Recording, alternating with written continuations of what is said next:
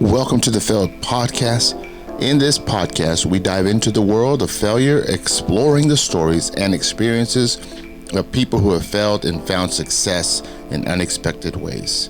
Each episode, we invite guests from various fields and backgrounds to share their personal story of failure, discussing how they coped with setbacks, what they learned from their experiences, and how they ultimately turned failure into success.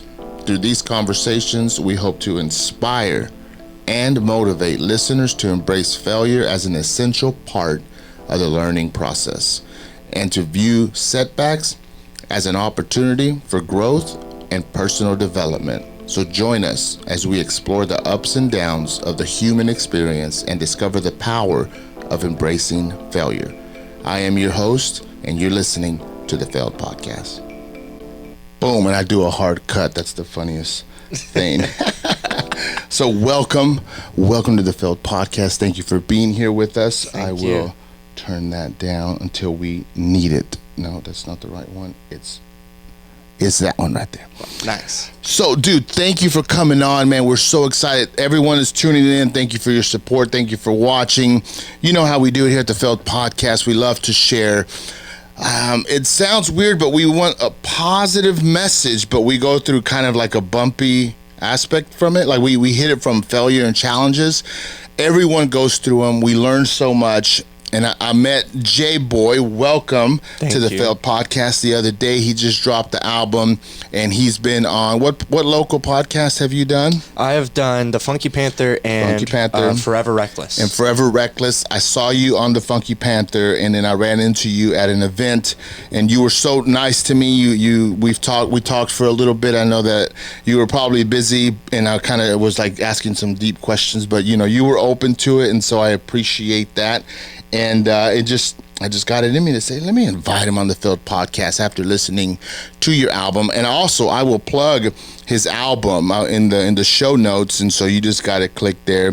JaeBoy, he is everywhere. He's on Instagram, you're on iTunes, Spotify, wherever you find music, wherever you're listening to your music. On Instagram, it's @_JAEBOY_. And from there, you pretty much linked up to everything that you're doing, right? Yes. And so here we go. Thank you for coming on. We're gonna kind of explore your life, what you've been through. Tell me a little bit about where you grew up, how you grew up, because hearing your album, it's funny because when I interview most people, they don't have an album. But when they do, it's almost like a journal into that person's life. So I kind of don't know you, but I kind of know you, and now got to figure out what motivated some of your songs. They're a bit heavy-weighted. There's some deep subjects, some hard subjects in there that would make one think like, man, what did he go through? But something good has come out of it. It seems that you're, pursuing this artistic avenue to express yourself. And so I love that. And so tell me a little bit about how you grew up, a little bit about your past, and then after that, we'll just keep going down your life journey. Oh, perfect. First off, thank you for having me on. It is absolute pleasure. And basically, I grew up in a place called Blue Ridge, Texas. I want to say East Texas, specifically. It's a very small town, very country. Grew up right next to the post office in Town Square, and I had a decent-sized house. Yeah. It wasn't the best. It wasn't like all the suburban living houses, but it was enough to grow up in sort of a nice environment. And then as life kind of went on, as I got a little older, I kind of saw the cracks form when it came down to my parents, what made them tick, when it came down to alcoholism, which I talk about a lot on the album. And it spiraled out of control. Yeah. And at 9, I'd actually saw like my first real piece of just confrontation just due to alcoholism. Yeah. And through just addiction. I don't know what else was going on at now the time. let me stop you there. At 9, you said first confrontation when it comes to alcohol. When did you realize that that's what you saw? And the only reason I ask is there are people going through this right now, and they're so used to it that you don't even see it until later in life, and you're like, that's what was going on. When did you get enlightened and realize that wasn't normal? It was well, with me going to school, having to talk about it with counselors, and obviously them knowing there's not something completely right going on, and I've just basically told them basically what happened. They're like, well, just want you to know that is definitely not normal in a household. Like, basically just giving me the steps to try and cope with it. And ultimately it developed into anxiety that I was doing something wrong, and that it's what that fear in a kid has. It's just like, this is probably my doing for whatever reason. The blame just game. It's the horrible blame game that you have.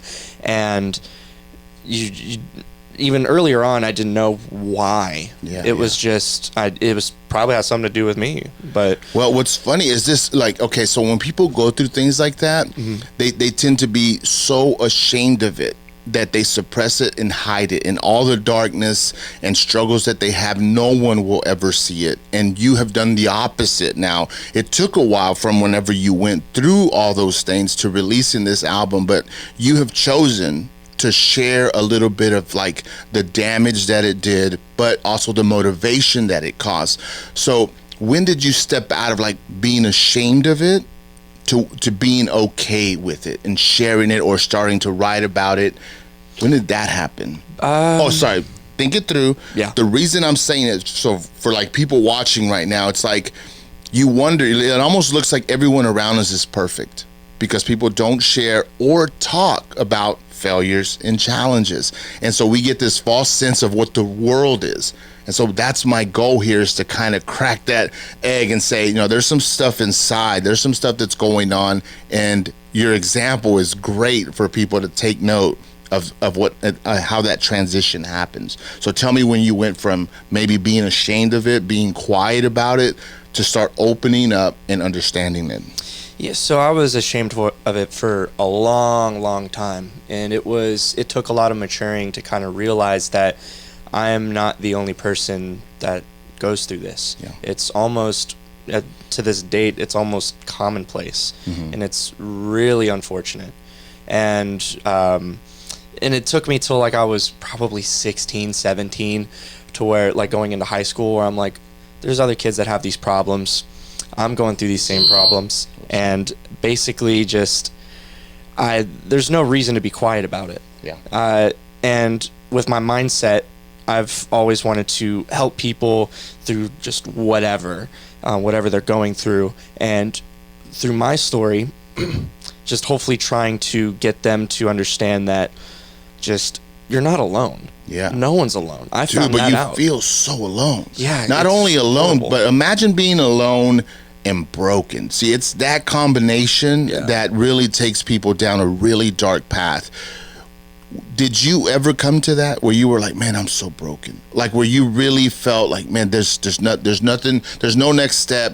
The home life is so broken. What could be out there? Where did you find hope that in the world there was a spot for you? So I feel, even to this day, I still feel broken. Not as broken as I was before. I'm definitely still recovering. It might even take my entire life to recover. Who knows? But in order to kind of step out and in order to fix myself, it goes into like, okay, what do I most enjoy? And as a kid, I grew up listening to Elvis and grew up listening to all these rock and roll bands, and kind of went into watching more movies, watched Quentin Tarantino, got into Wu-Tang. Wu-Tang led me into the world of hip-hop, got into Eminem, Jay-Z, J. Cole, Kendrick, all the greats, and I absolutely fell in love with it, and that was like it feels like my calling. Now, you said you grew up in a small town, country feel. Were you ever like, I'm gonna be a country singer, and then you come out and you're like in the hip hop game? Yeah, absolutely not in the country field. Absolutely not. I have respect for those country singers. Yeah, for sure. Man. You gotta put in work either way, no matter what genre you're doing. Yeah, regardless, whether it's like you're doing the most like on production or doing the most on vocals, if you're doing like a cinematic piece or an electronic piece, it doesn't matter. You still put in that work, and ultimately it's something that you love. Which is for me, and I don't really exactly remember how I got into all of it in the country aspect of it, like coming from a country town to hip hop. I just remember I'm like, don't like that. I mean, that's not my vibe. I don't know. Well, people always talk about reading, how it offers a way to travel, offers a way for different experiences and time travel, but music holds the same power. And so no matter where you were, you start listening to different music, Wu-Tang, hip-hop, and that just moves you, man. It changes the way that you think and see things. And so it's funny that you say it's not funny. It's just, whatever. I meant to say it's interesting that you say you're recovering. You may be broken for a long time. No one knows, but you want to get better. You have a song. You have a shirt on right now. I do. And it says, I'm fine. I'm going to play a little bit of it so y'all can hear it. And let's see if I can make this work. It's called I'm Fine. It's on his new album. The name of the album is I'm Fine. But it's interesting because I can kind of hear the pain a little bit. Let me see how long it takes for you to say I'm fine. How deep is it into this? When you start saying I'm fine, I'm fine. I don't know the exact number. It's coming up here in a second. So if you're listening to this, look it up. There you go. I am just, I am alright, I am fine. The interesting thing about that is I can think of so many people that are so good at saying I'm fine and they're not. Right. I'm fine almost becomes a natural, like, let me just say this so no one bugs me. Let me just say this so no one discovers what's going on. But you're saying I'm fine. There's a little sarcasm behind it. So can you tell me a little bit about that song and how it reflects to your upbringing and the challenges you're facing from like recovering from the trauma, from the experiences that you went through? Yeah, so with I'm Fine, it's obviously it's the lie that we tell ourselves whenever we're obviously not fine, no matter what the situation. Yeah. And reflecting it back onto my life, going back to where I was talking to counselors, not entirely understanding what was going on. It was just always just, how are you doing? Oh, I'm fine. I'm okay. Fine. I'm right there with you. Yeah, and I still do it to this day. Yeah. And it's a really bad habit to get out of. It's hard. It's super hard. And I'm learning to just kind of be upfront and honest when it comes to like, hey, how are you doing in this situation? It's just like, well, there's this, there's that. But we're going to just also try to maintain a positive outlook on it. It's just like, well, we'll get through it. We can do certain things to get to this point, and we should be fine. And ironically, being fine. But it's funny because the album, there's expressions of you getting better, but being fine it's almost an indicator to say, no, don't talk to me, don't dig in a little bit deeper. Mm-hmm. This album's going to do the opposite for you. When people listen to it, they're going to say, bro, talk to me about what you've been through. Where did these lyrics come from? So you're in essence opening up yourself for hard conversations. Yeah. Has it happened, and are you expecting that? I'm always expecting it, whether I had the album or not. This almost amplifies the fact that there is obviously something that's not okay. Yeah. But basically, I have been asked those questions, and it's me trying to be like just tune that I'm fine out of my brain. Yeah. It's just that voice just being like, don't you dare say what's going on, because it'll just ruin relationships. It'll do this, it'll do that. Yeah. There's a time and place. There is a time and place. Like if it's like, I just had an album release party, and if someone were to ask me that, I'll be like, I'm doing great, man. I don't want to kill the vibe in here. Yeah, exactly. But if it's like, if a one-on-one setting, and it's just like, well, this is happening. Yeah. I don't know how to fix it. I am looking for guidance, but I am doing the best that I can. And that's really all somebody can do. Mm-hmm. And it's a good thing to reach out. And it's why we have hotlines. Yeah. And that's why my job is to prevent people from doing something they will regret doing, and to help them get out of a dark place. And that's another thing with Instagram. I open myself up and just talk to people. Yeah. Like, say I blow up, become a huge celebrity, get $1 million record deal, ooh. But that's not going to change the fact that what I'm going to do is just help people and just talk to people. Yeah. And I better not hear I'm fine, because I know for a fact, I wrote about it, and I know you're not. Yeah. So, and if you are, great, cool. You're a much happier person. Yeah. But, I want people to talk to me. And I want people to feel open. I can give my 2 cents on whatever situation and have them for sure do whatever they got to do. PSA, since he mentioned that, I'm going to put in the show notes, I'm going to put the suicide hotline phone number into the description below so that it's there. I never know who's listening. We never know. And so I just wanted to put that on this one, since we're kind of talking some heavy stuff. I'll make sure to include that. Can you describe some of the most significant events or turning points in your life and how they shaped you to the person that you are today? Absolutely. I got a few. So starting off high school, I want to say it's 2014 going into 2015. By the way, this cat is young.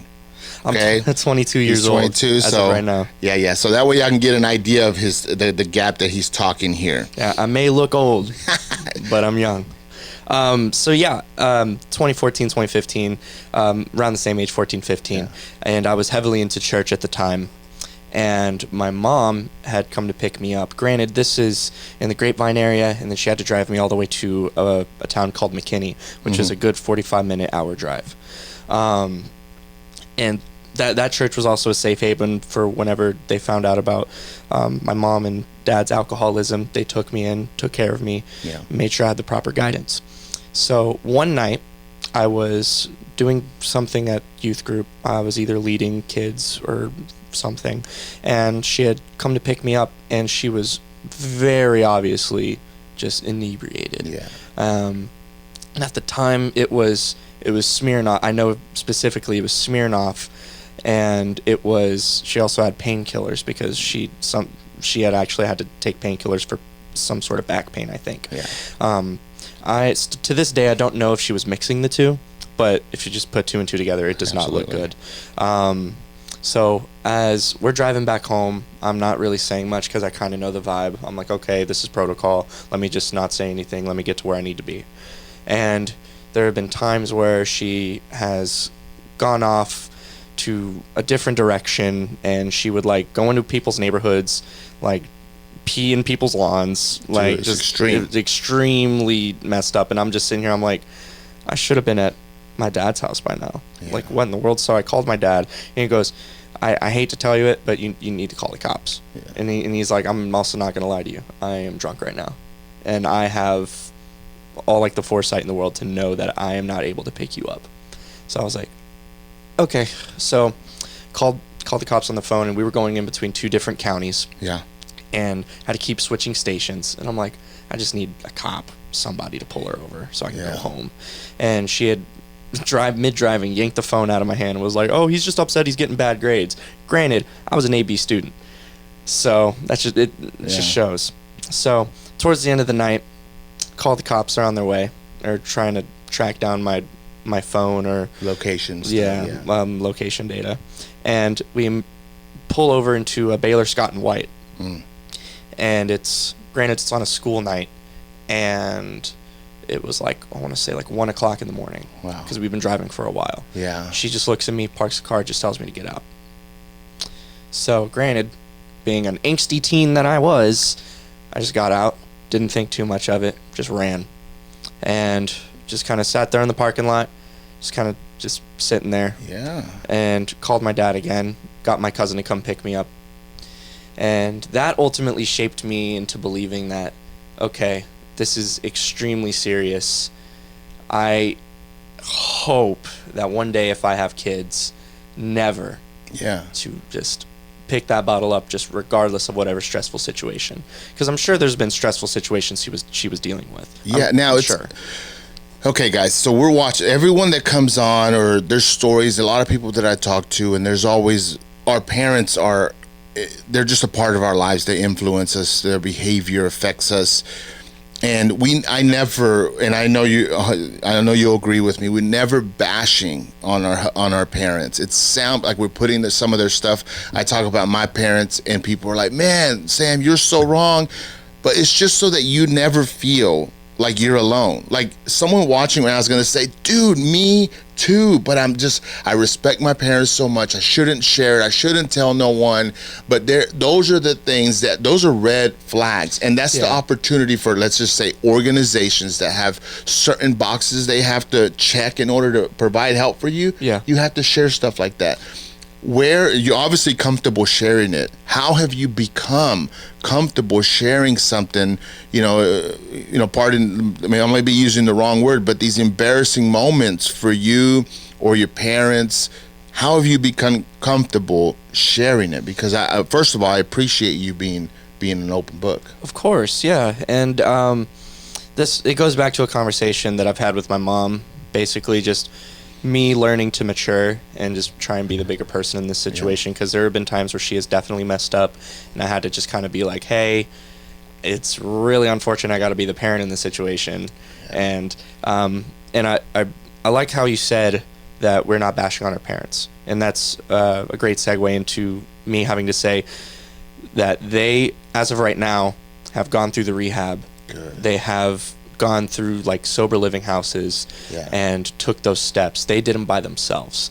It took a bunch of people, including myself mainly, to just be like, you need to get help. Yeah. And they eventually listened, and it was for the better. And to talk about these things, it was more conversations with my mom, like, hey, this is a part of your life, this is a part of my life, I'm going to tell it like how I'm going to tell it, and it's healthy for me to tell it, because if I don't, it's just going to get more bottled up, and it's just going to be being bitter and angry and very unnecessarily closed off. Yeah. And like, I've talked about it on Fort Worth Weekly, talked about it on all these other podcasts, but I don't think I've talked about it this in depth.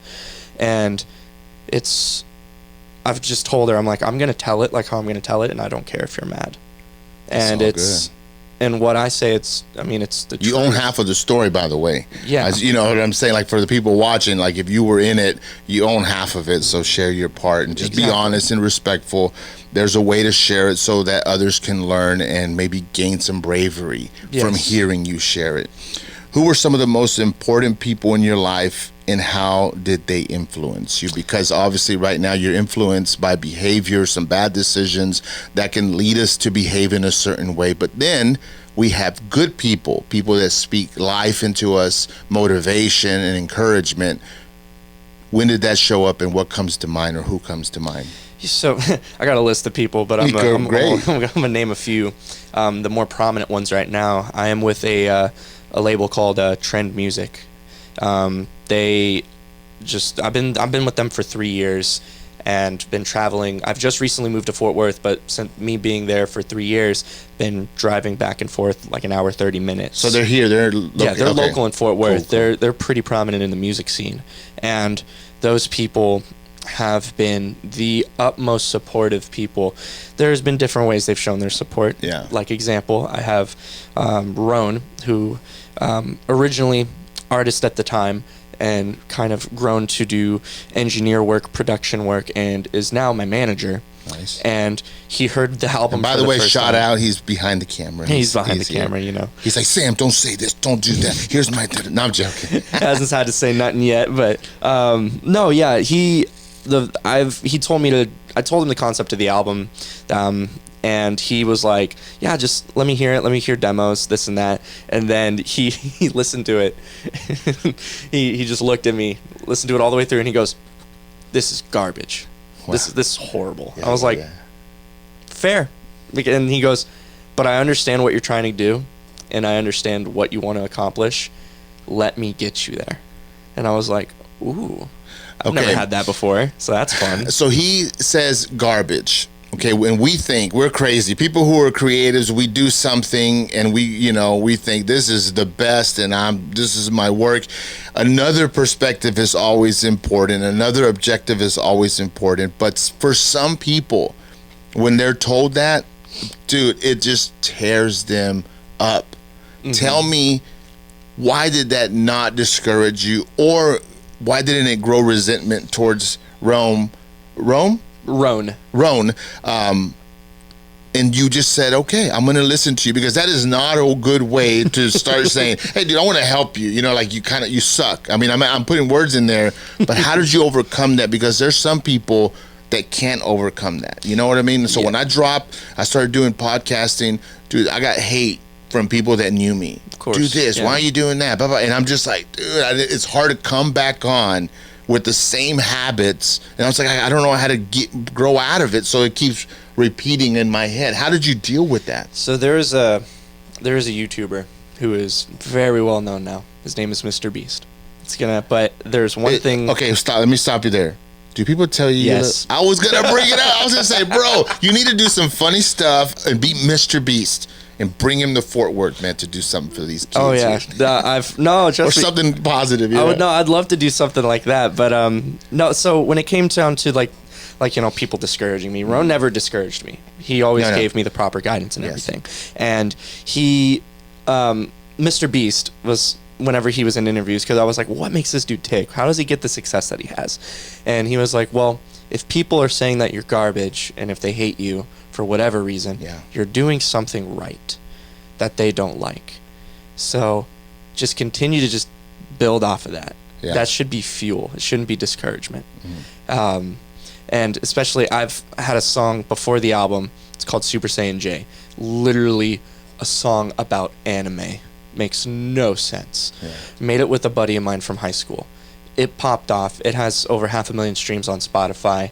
And my DMs have been filled with, kill yourself. Yeah. You're garbage. You're a trash human being. Yeah. And I'm like, I just rapped about anime. Yeah, the analytics all show up the same. I'm Someone like, I got the receipts, you know? And for a while, it was harsh, because it's just like, people on the internet, it's just cruel. But that should just be fuel to have you keep going. Yeah. And I'm sure, even like you said in your podcast, definitely now that you're here and you're actually continuing to do it, you have an understanding of what I'm talking about. Like, people say it's trash, I don't care. Yeah. I really don't care. If it's great for me and if it's something I love, I'm just going to keep doing it. Yeah. Who cares? No one's going to trash my happiness over words that they say on the internet. And you overcame it, dude. That's what I like about it.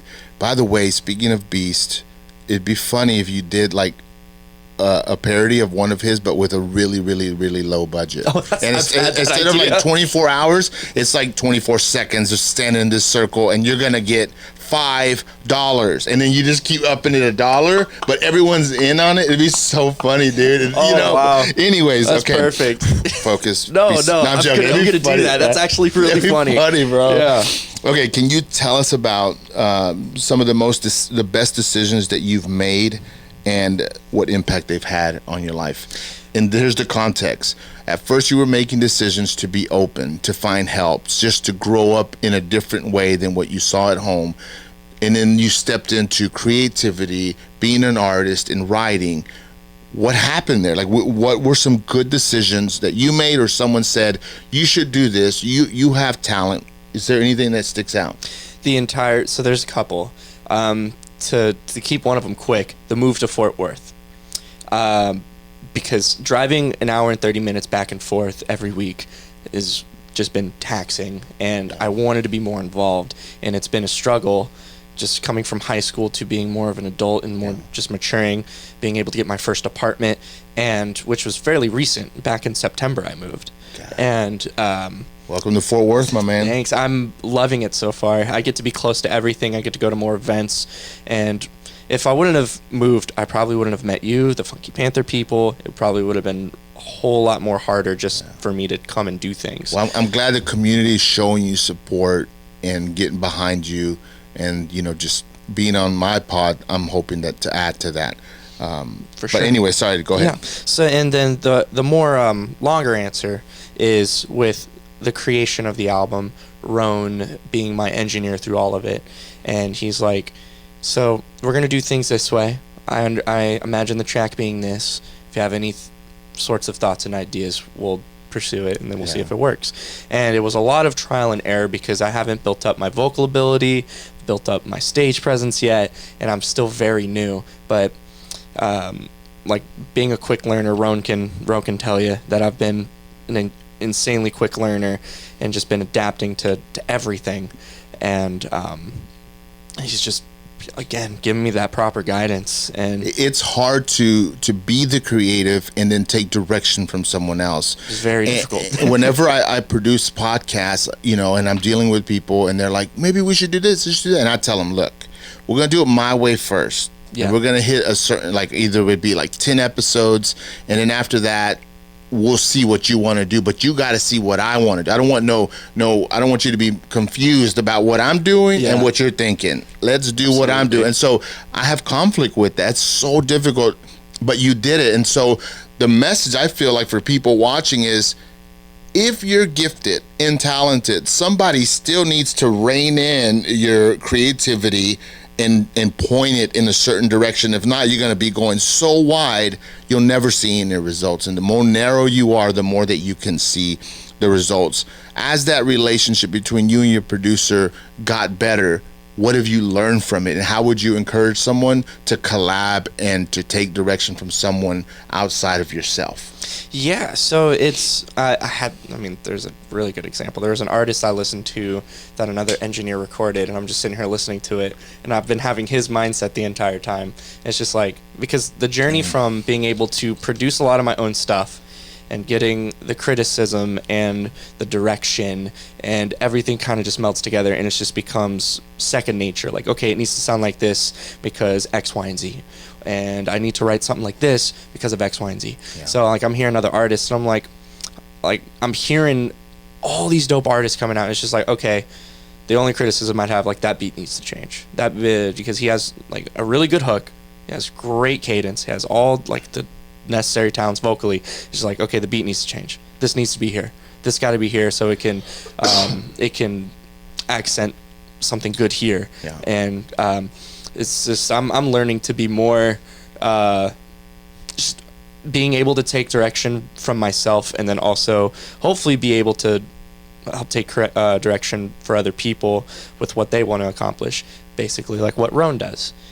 Just basically, okay, I see your vision, let me do something that enhances it and that helps. Granted, there have been some, and there has been some, a lot, where it was just like I had to veto immediately. Yeah. I was just like, there was. But even being able to veto something, it also shows how strong the relationship is, because that is hard to go against creativity. And then, like, a producer, even though they're creative, they're looking at it, they're two different, you're looking at it at two different approaches. Yeah. So when you veto, it's hard, but that also shows a good relationship. You should be able to if you sell your point strong enough, why would someone not respect it? And, some people have a hard time doing that. They just kind of whine and cry about it, as opposed to say, well, I see it this way, and really, let's try it my way. And if it doesn't work, then I'll heed your advice. But I really feel strongly about this. I don't see no one disagreeing with that.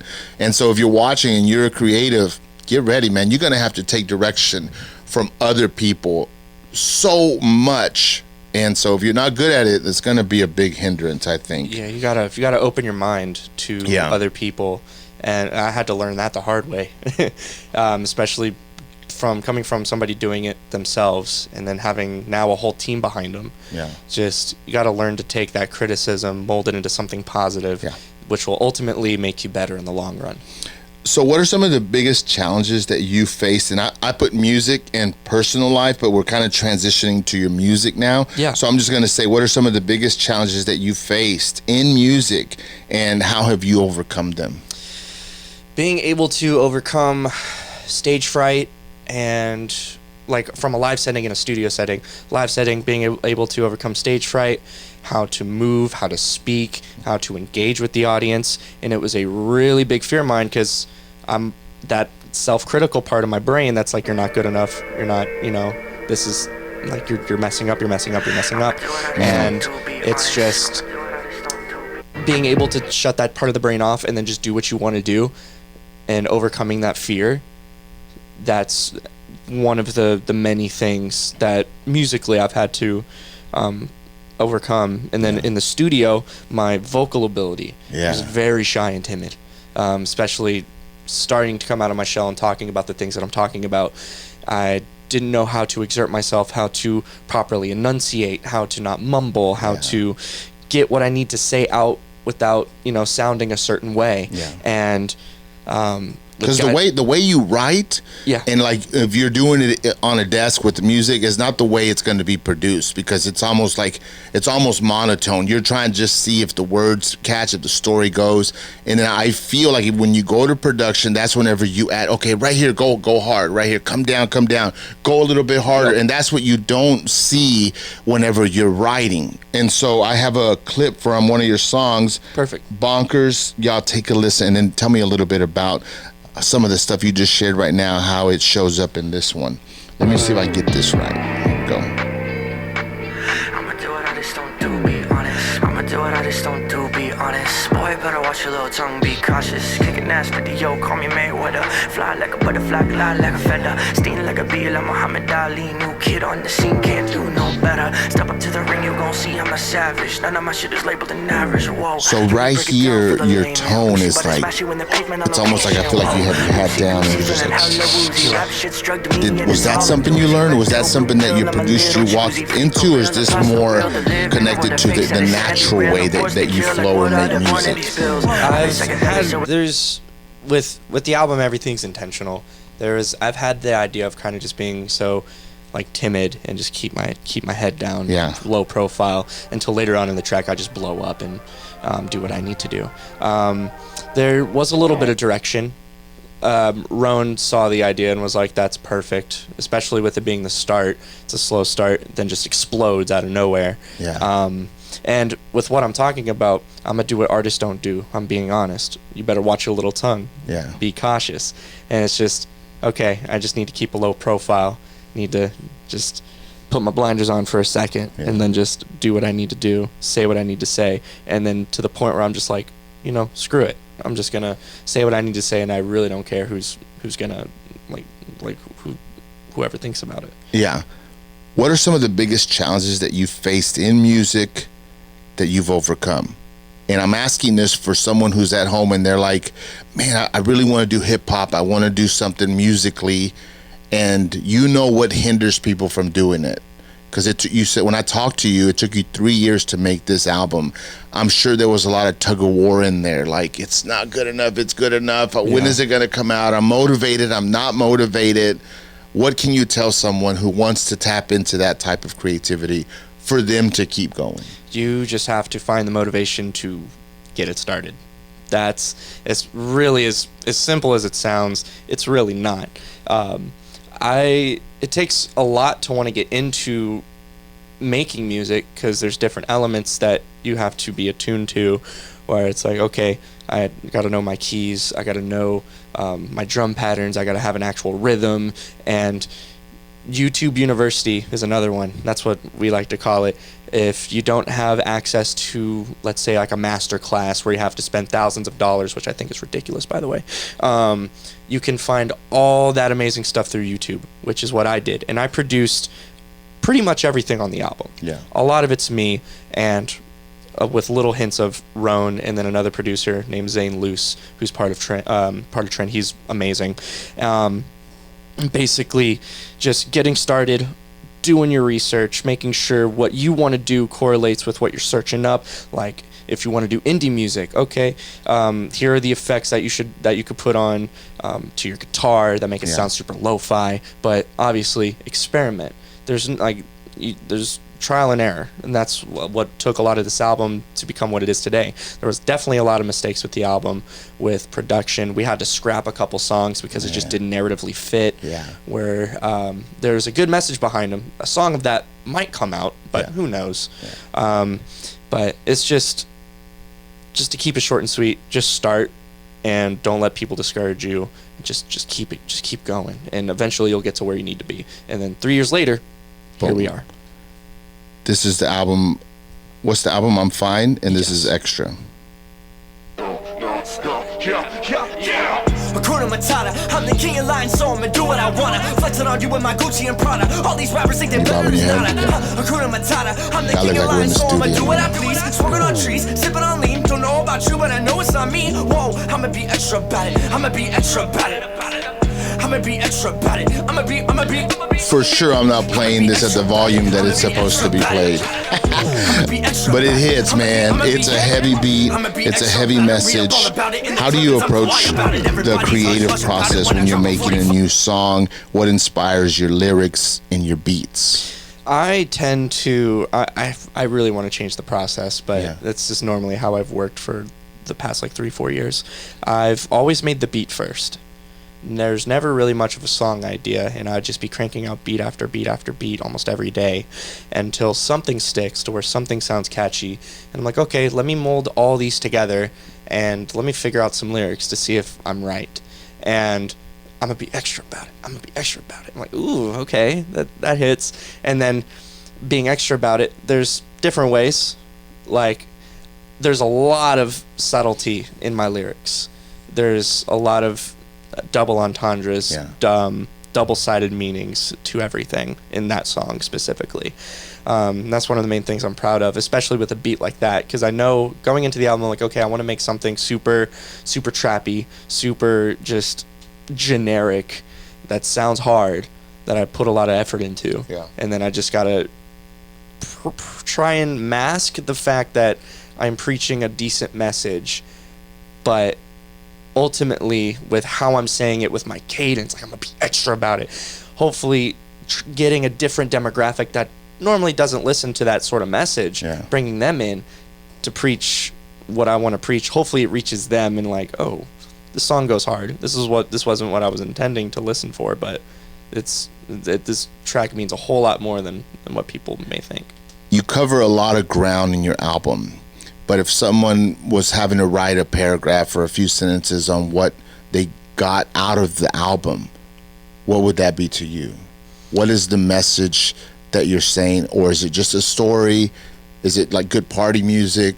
What is it? It's both good party music and a very deep message. Yeah. I want people to take away this album with, you do not have to be somebody that you're not in order to make it in any field. Yeah. Whether you're a musician, a painter, contractor, whatever. You basically just need to be yourself throughout the entire process, which is basically what the album is. Just, it's about a rapper who is just about women, money, and drugs, but underlying it is like he's losing his family, he's losing his friends, and it's very taxing. And then ultimately at the end of the album, it just can't take it no more, ultimately kills himself at the end. And it's very dark, but it's very real. And I just want people to understand that, sure, you can bump this at the club. You can bump Menacing at the club and have a good time. Yeah. But ultimately, if you want to be introspective and you want to listen to it, that's what I would want people to take out of and learn from. I'm going to hit you with some rapid fire questions, and this is how we're going to close out the show. Perfect. Up to now, dude, thank you so much, man, for sharing what you shared. Of course. And I hope everyone that's watching gained some wisdom and some motivation. Challenges and failures, dude, I'm just telling you, it just blocks a lot of people, man. It breaks them down, and I love to see stories where people have overcome it. Here we go. You ready? I'm absolutely ready. What do you think, or what is the key to happiness, or what do you think the key to happiness is? Loving yourself first and foremost. I've had to learn that recently. It's, if you just got to be happy with yourself ultimately at the end of the day, and if you're not happy with yourself, what are you doing? Yeah. You know, and that is just key to success. Whatever you want to do. With me, this is my happiness. Yeah. The music is my happiness. This is what makes me happy, and this is what ultimately if I'm not making money on it, who cares? That's my success. I'm able to do it. So, what inspires you to create? Different, well, from my past, from other people, and other artists that have the same mindset as me. For an example, Logic. He was a very big inspiration. He ultimately got me not to kill myself. And with 1-800, with 1-800 when it came out, I was like literally at my low. Could not have come at a perfect time. Yeah. And it's just, if I can capture what he's got and just spread that message of peace, love, and positivity, Like, I would have done my job. Yeah. What do you enjoy doing in your free time? Make music. It's work, but it's You don't also... play pickleball or golf or anything like that? Normally not good at those. I play, to put a more normal answer where it's just not all work. I like playing 2K a lot. Yeah. NBA 2K. I'm a big basketball fan. Never been to a game though, but I would love to see Luka, the Dallas Mavericks in action. Never been to a basketball game? Never. And I would love to. It would It's be coming so up. nice. You're watching. You got extra seat. There you go. Reach out to my boy right here and take him to his first basketball game. Mavericks. It's pretty fun there. It'd be perfect. What do you think makes a good friend? Basically, somebody who is able to just be open and honest with you. And it's not about the fact of you're loyal to them or you're owed them anything. It's rather being honest So I'm in a do what I situation want. that Flexing on you hopefully with my Gucci ultimately and Prada. help you All these out. rappers think they're better, it's not a Hakuna Matata. I'm the Rone's a king of life, good so I'ma example do what I please. Smoking on and it's trees, just, sipping on lean. Don't know about you, but I know it's not the album's me. horrible. I'ma be extra bad. I'm being I'ma be honest, extra bad. but we're gonna get you to where you need I'ma to be be. extra bad. So I think that's what makes a good friend. What are you most proud of in your life so far? Being able to just do things. There has been a period of time with my anxiety where it's gotten so bad, even recently, where I just shut down and I can't do anything. I feel like I just want to just curl up in a ball, just hibernate for like 5 days, come back out, see what I can do. But in order to shut that part of my brain off and be like, this anxiety's not gonna go away until I figure something out. Until I'm ultimately able to just defeat whatever's going on that's causing this. And then everything else is smooth sailing. Yeah, much luck on that journey, and I really, I'm rooting for you. Of course. What do you hope to achieve in the future? To reach somebody. I might do that already, and I might, if I'm not, might achieve it a couple days from now, weeks from now, years from now. That will always be my goal. I've joked around with my managers being the hip-hop Mr. Beast. If I make money, give it back, do charity, do stuff like that. But my ultimate goal is just to help people. And I know it sounds corny, but that's just growing up how I grew up. I could have grown up a completely different person. Could have grown up an addict. By all means, be corny. Yeah, so if that's the case, right? I would rather be corny than shooting up heroin, drinking a whole bunch of alcohol, doing all the things that would ultimately ruin my life or other people's life. So if I can help people, put them down a better path to be successful, that is my goal. I think that's my purpose here. Thank you so much. Of course, it's a pleasure. That's all we got for today's episode, the Feld Podcast. We hope that you enjoyed hearing our guest's story and how he has overcome challenges to find success in unexpected ways. Remember, failure is not something to be feared, but rather an opportunity for growth and self-discovery. Embrace it, learn from it, and use it as fuel to propel you to your goals. If you enjoyed this episode, please leave us a rating and a review on your favorite podcast platform, and don't forget to subscribe so you never miss an episode. Join us on the next time for more inspirational stories of failure and success on the Feld Podcast. JaeBoy, thank you for joining us today. Everything will be in the show notes, and y'all have a good one. We'll see y'all on the next one.